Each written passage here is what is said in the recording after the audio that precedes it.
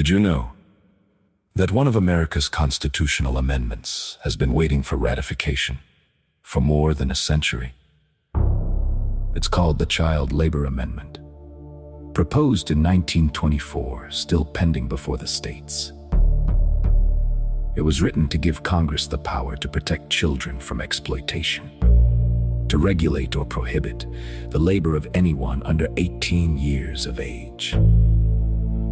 And now, to guide us through this story of courage, reform, and faith, here is Pastor David, bringing history to life through the Voices of Life podcast. Because every moment of progress begins with understanding the steps that brought us here. This is the Voices of Life podcast, a ministry of the Church for Life. I'm Pastor David. Did you know that one of America's constitutional amendments that have been waiting for ratification for more than a century, it's called the Child Labor Amendment, proposed in 1924 and still technically pending today. Its purpose is to give Congress explicit power to regulate or prohibit the labor of anyone under 18 years of age. In the late 1800s and early 1900s, millions of children worked long hours in mills, mines, factories, and farms. Some were only 8 or 9 years old. Reformers and journalists exposed the harsh conditions, and the nation began to ask, should children be protected from industrial labor? Congress tried twice. First, the Keating-Owen Act of 1916, then the Child Labor Tax Law of 1919. Both were struck down by the Supreme Court. First in Hammer v. Dagenhart, 1918, then Bailey v. Drexel Furniture Company in 1922. The court said Congress had exceeded its authority, so lawmakers turned to the Constitution itself. On April 26, 1924, the House approved the proposal, and on June 2nd, the Senate followed. The text was simple. The Congress shall have the power to limit, regulate, and prohibit the labor practices of persons under 18 years of age.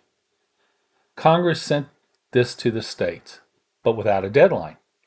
By the mid-1930s, 28 states had ratified it. 38 states were required. And then, with the Depression, everything going on, the momentum stopped.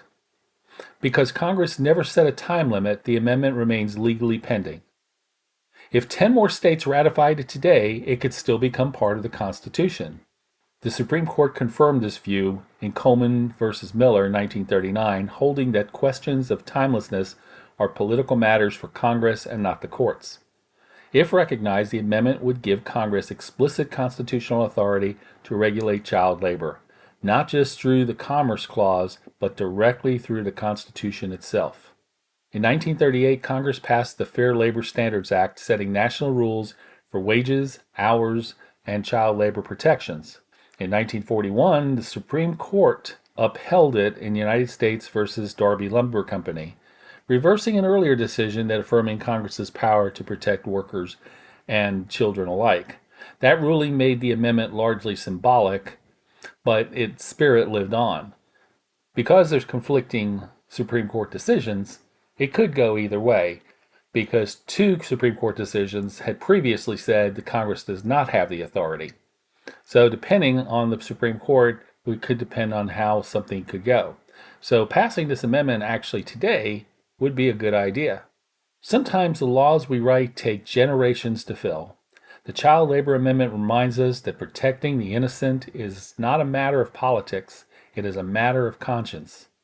Even when progress slows, the call to justice never expires. We created the Did You Know series to educate citizens about little things that had to occur to bring our country to where it is today. Each subject is short and sweet, but every one reveals a step of courage, a moment of conviction, and a story worth remembering. This is Pastor David, and you're listening to the Voices of Life. Grace and peace be with you until next time. The Child Labor Amendment remains a promise still pending. A reminder that justice sometimes waits for courage to catch up.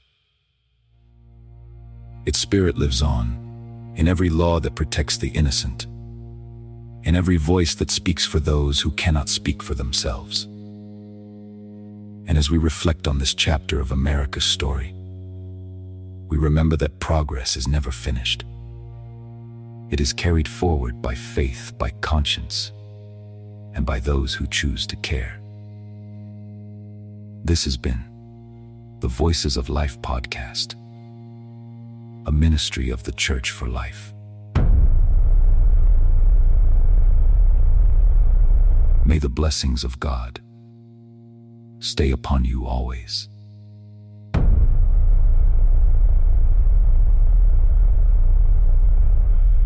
Until next time.